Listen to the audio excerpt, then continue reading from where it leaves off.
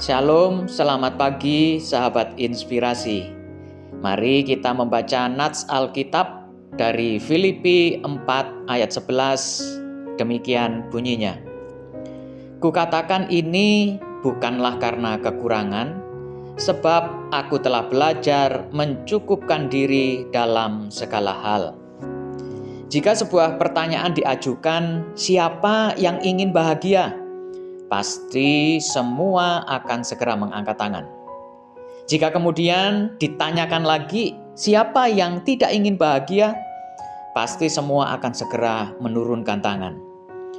Dapat dipastikan setiap orang ingin hidup bahagia.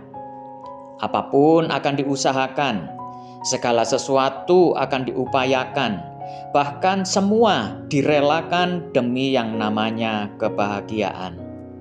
Tetapi tidak jarang terjadi, semakin kebahagiaan itu dikejar, akan semakin jauh terbang melayang.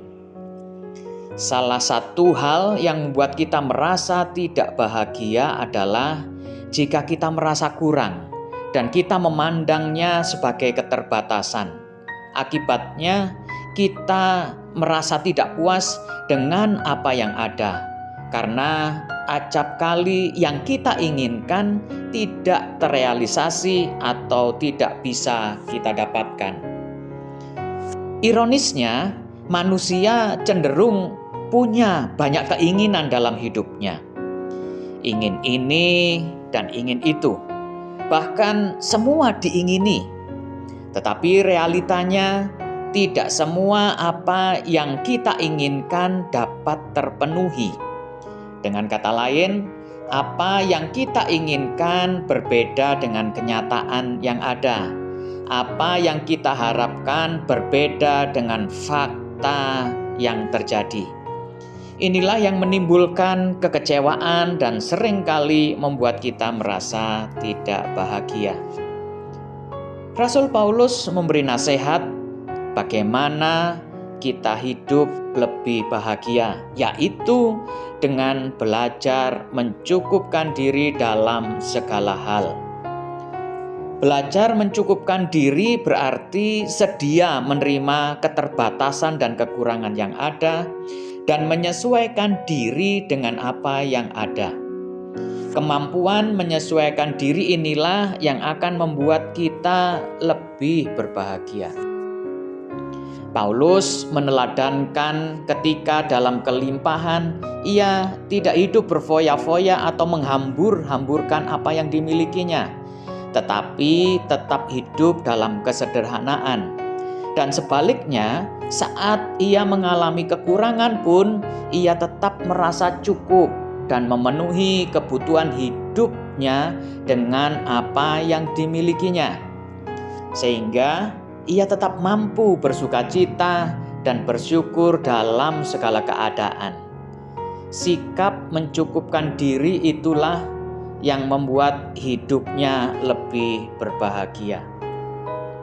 Keterbatasan dan kekurangan yang ada tidak semestinya membuat kita kehilangan kebahagiaan.